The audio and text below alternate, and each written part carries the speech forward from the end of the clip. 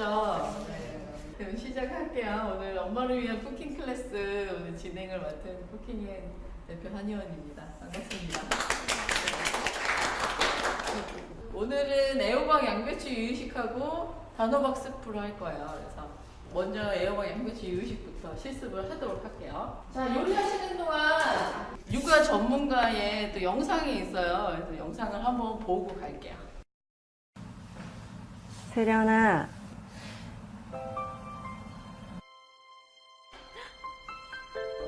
그래서 제가 네, 안녕하세요.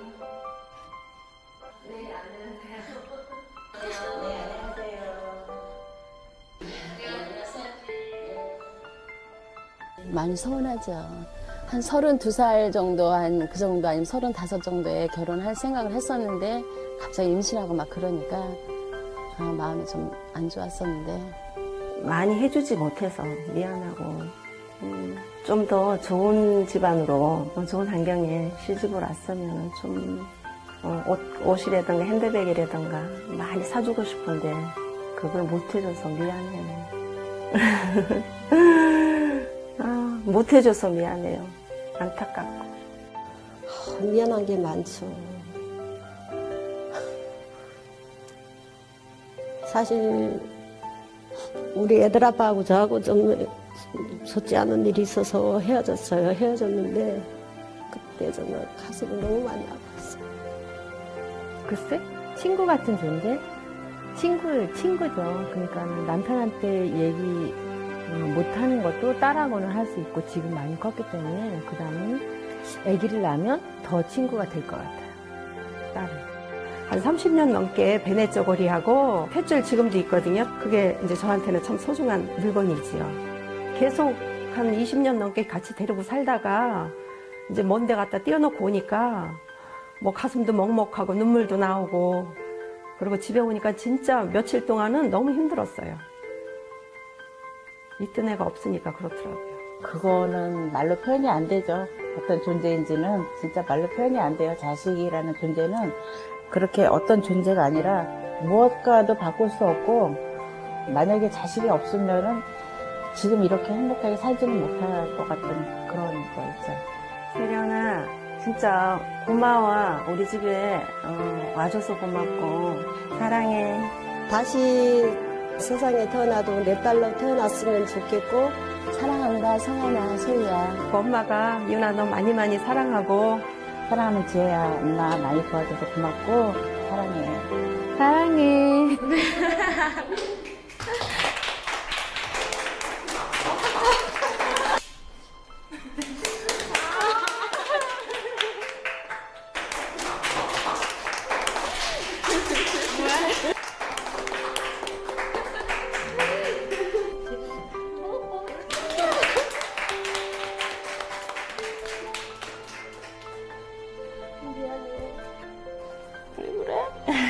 고마워.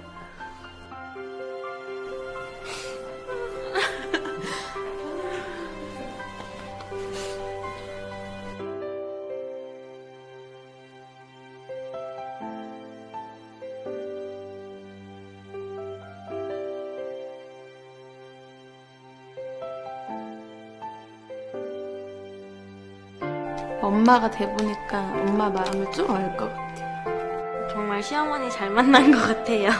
감사하기도 하고 죄송한 것도 있고 그냥 엄마는 늘 내 옆에 있어줘야 되는 사람. 나와줘서 너무 감사합니다. 바르게 잘 자랐어. 너무 고마워. 고마워.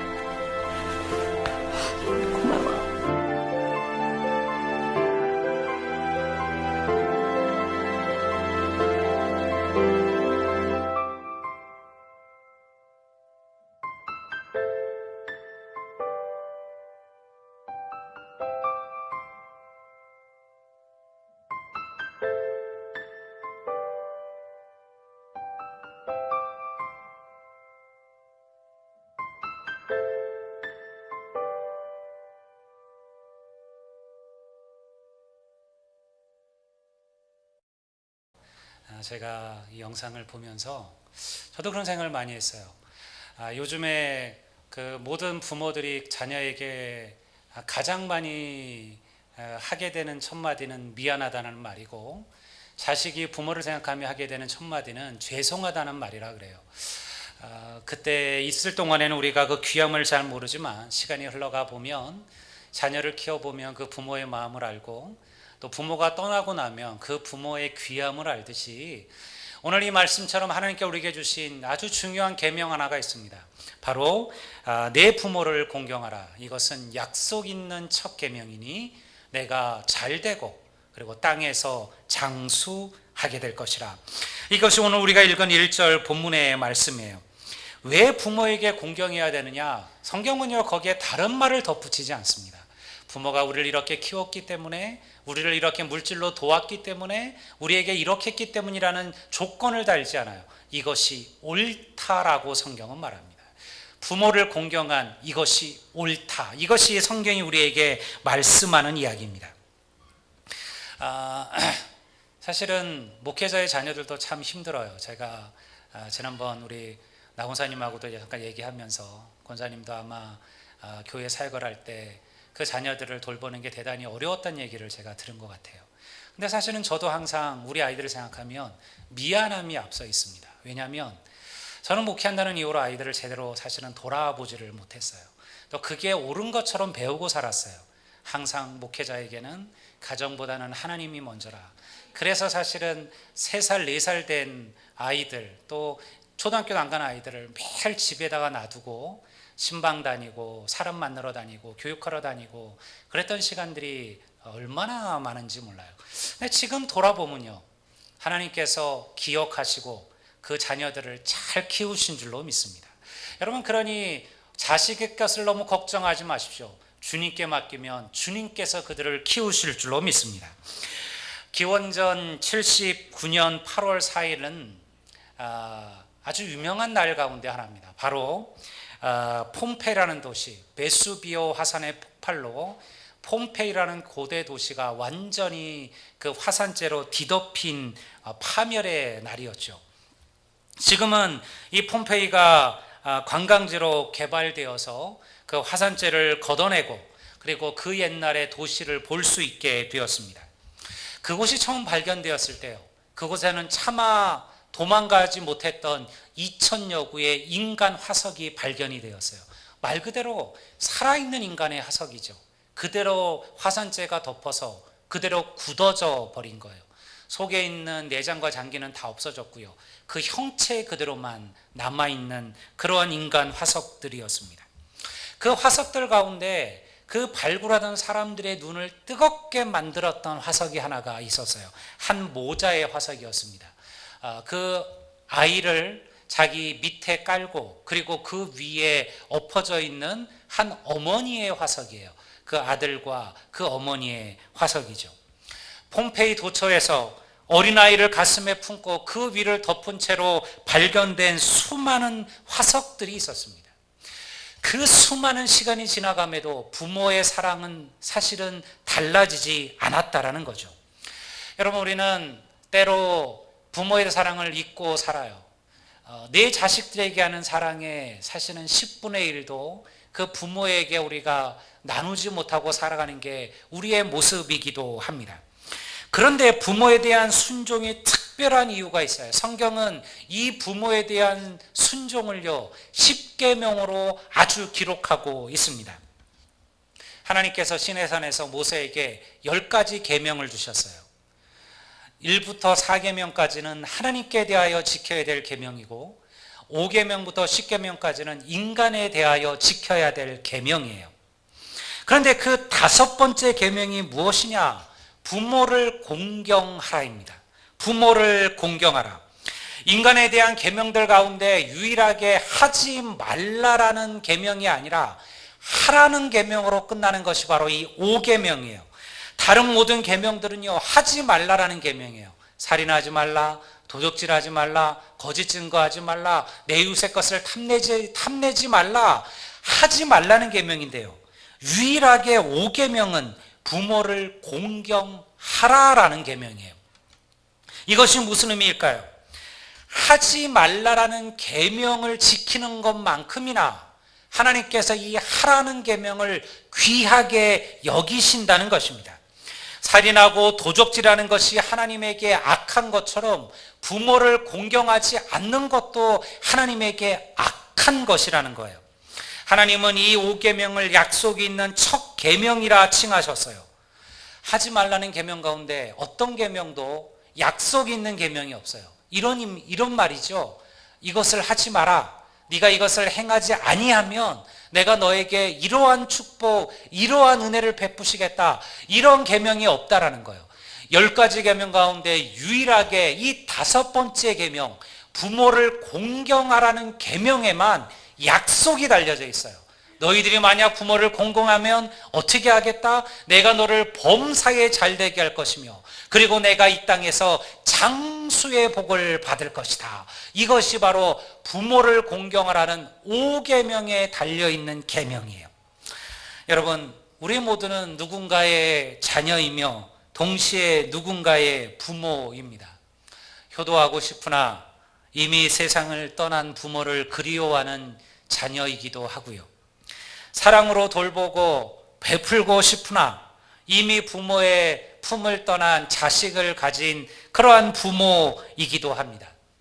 아까 우리 영상에서 보듯이 모든 부모는 자녀들에 대한 미안함을 갖고 살죠.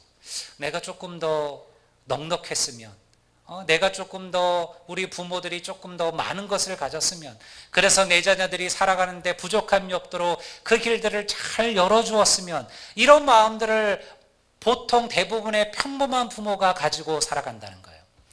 여러분, 한 재밌는 그 몰래카메라 실험을 했어요. 10분의 부모님들과 10명의 아이들, 중고등부 학생들을 놓고 서로 이러한 질문을 던졌습니다. 만약 당신에게 꿈이 있고 그리고 10억이 있다면 둘 중에 무엇을 선택하시겠습니까? 꿈과 10억 가운데 무엇을 선택하시겠습니까? 여러분, 중고등부 아이들은요, 자기의 꿈과 그리고 10억 가운데 뭘 선택했을까요? 아이들은 꿈을 선택했어요. 10억 중요하지 않다. 나는 내 꿈이 중요하다. 내가 하고 싶은 거를 하면서 살고 싶다. 이게 아이들의 생각이었어요. 부모들은요, 그 꿈과 자기의 꿈을 이룰 수 있는 기회와 그리고 10억 가운데 뭘 선택했을까요? 10억을 선택했어요. 왜? 돈이 좋아서요? 아니에요. 나중에 그 이유를 다 물었어요.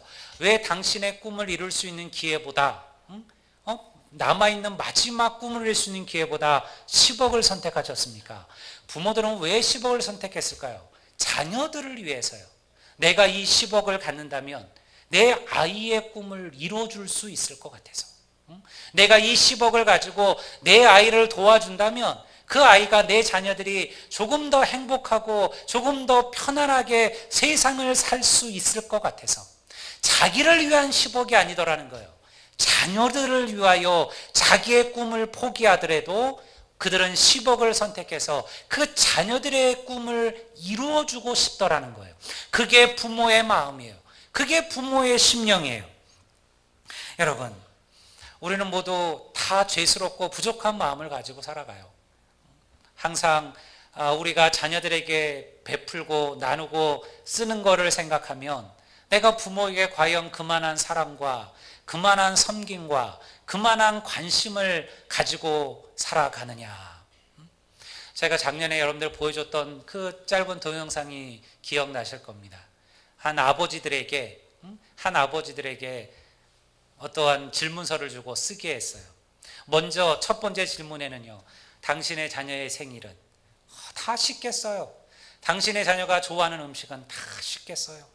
당신의 자녀가 다니는 학교는 다 쉽겠어요.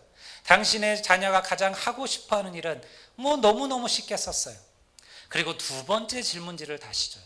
거기에는요, 당신의 부모님의 생신은, 당신의 부모님이 가장 좋아하는 음식은, 당신의 부모님이 가장 하고 싶어하는 일은, 당신의 부모님이 가장 가고 싶어하는 곳은. 대부분의 아들들이 그 질문에 쓰지를 못하는 거예요. 자기 자식이 좋아하는 거, 자기 자식이 즐거워하는 거, 자기 자식이 하고 싶어하는 거는 쑥쑥 써내려가던 자식들이요, 막상 자기 부모가 좋아하는 거, 자기 부모가 먹고 싶어 하는 거, 자기 부모가 가고 싶어 하는 것에 대해서는 쓰지를 못하더라는 거예요. 그렇다고 해서 그러면 부모가 그 자식을 미워할까요? 아니에요. 부모는요, 그럼에도 그 자식을 사랑해요. 그게 바로 내리사랑이기 때문에 그래요. 여러분, 우리 모두는 대단한 부모들이 아니에요. 우리 모두는요, 우리의 자식들에게 수십억, 수백억을 물려줄 수 있는 그런 부모도 아니에요. 우리가 세상에 대단한 권세와 권력을 물려주지도 못해요. 그렇지만 여러분, 그 자녀들에게 예수의 복음을 그리고 믿음의 유산을 물려주신다면 여러분, 그것이 그 자녀들에게 가장 큰 유산이요 축복이 될 줄로 믿습니다. 저는 제가 이 말씀을 읽으면서 그런 생각을 했어요. 왜 부모를 공경하라, 그리하면 내가 잘되고 장수하리라, 왜 이런 축복을 받을 것이냐. 유대인들은요, 부모를 하나님의 대리자라고 여겼습니다. 그래서 십계명을 보면요, 우리 생각에 그렇잖아요. 두 돌판에 1부터 5계명, 6부터 10계명이 써 있지 않았겠습니까? 우리가 보통 생각하면 보통 하나님께서 모세에게 2개의 돌판을 주셨으니까요, 분명히 한쪽 계명에는 1에서 5가, 또 한쪽에서는 6에서 10이 쓰여져 있었을 거예요. 그렇다면 첫 번째 돌판은 하나님에 대한 계명이에요.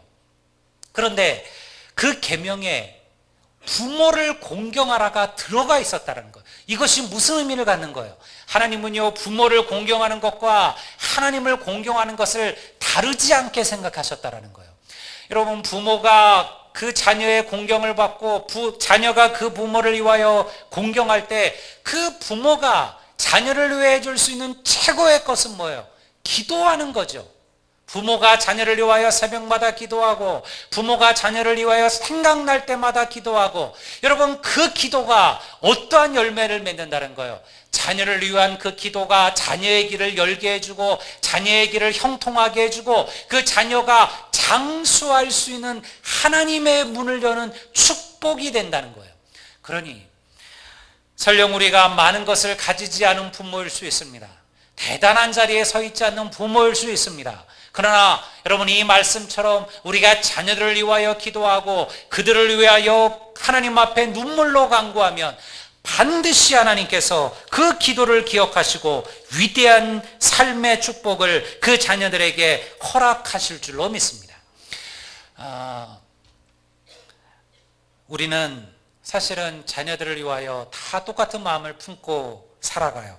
근데 안타까운 것은 그런 거예요. 자녀들이 좋은 대학을 가지 못하는 것에 대해서 안타까워하고 가슴 아파하는 부모는 있어요. 자녀들이 좋은 직장을 가지 못한 것에 대해서 속상해하고 안타까워하는 부모가 있어요. 자녀들이 좋은 배우자를 만나지 못한 것에 대해서 대단히 가슴 아파하는 부모가 있어요. 그런데요, 자기 자녀가 하나님을 알지 못하는 것에 대해서, 자기 자녀가 믿음이 무엇인지를 모르는 것에 대해서, 하나님 없이 살아가는 것에 대해서는 아무렇지도 않게 생각하는 부모들이 있다는 거예요. 안타까운 일이에요, 여러분. 여러분, 내 자녀가 세상에서 대단한 자녀요, 잘 나가는 자녀요, 여러분들 높은 자리에 서 있고 많은 돈을 벌고 좋은 직장 다닌다는 거, 이것을 자랑하기 전에 여러분, 내 자녀가 하나님을 아직 모른다는 거, 내 자녀가 아직 구원받지 못했다는 거, 이것 때문에 가슴 아파하고 통회할 수 있는 부모들이 되시기를 주의 이름으로 축원합니다. 자녀들도 마찬가지예요. 여러분, 우리의 부모가 아직 하나님을 모른다는 거, 내 부모가 아직 주님을 만나지 못했다는 거, 이거 가슴 아파하는 자녀가 되셔야 돼요. 이것이 성경이 말하는 부모를 공경하는 거예요. 성경 뭐라고 말합니까? 주 안에서 내 부모에게 순종하라고 말하는 거예요. 하나님을 모르는 부모를 가진 것은요, 우리가 평생 기도해야 될 기도의 제목이에요. 여러분, 세상의 부모를 공경하는 것도 이러한 축복이 있다면 하물며 하늘의 아버지이신 하나님을 공경하며 살아가는 것은 어떠한 복이 있겠습니까? 세상의 부모를 순종하는 자에게도 범사에 잘되고 장수의 복을 주시겠다는 하나님께서, 여러분, 우리의 영적인 아버지 되시는 우리 하나님을 공경하며 순종하며 살아가는 자에게 더 큰 축복의 은혜를 내리시지 않겠습니까? 오늘 여러분, 이 말씀을 기억하시고 여러분 아직 여러분들의 부모님이 살아계시다면 여러분 그 부모를 위하여 효도를 다하십시오. 여러분 그것이 하나님 앞에 옳은 것인 줄 믿습니다. 여러분 내 자녀들이 아직 내게 있다면 주의 말씀처럼 혹시 내가 자녀를 노엽게 한 일은 없는지. 부모들은 부모이기 때문에 그것을 까마득하게 잊고 살아요. 그리고 부모이기 때문에 그 자녀들에게 미안하다는 말을 못하고 살죠. 속에 자녀들에 대한 미안함이 있어도 막상 부모이기 때문에 그 자녀에게 그 미안하단 말을 못하는 부모들도 있어요. 성경은 말합니다. 아비들아 너희 자녀를 노엽게 하지 마라. 그리고 오직 주님의 교훈과 훈계로 양육하라. 여러분 우리의 자녀들 혹시 내가 부모라는 이유로 내 자녀를 아프게 하고 힘들게 하고 노엽게 한 일이 있다면 여러분 그들에게 그 자녀들에게 사랑을 고백하시고 미안함을 고백하십시오. 여러분 그 자녀들의 상처와 눈물들이 회복되어질 줄로 믿습니다.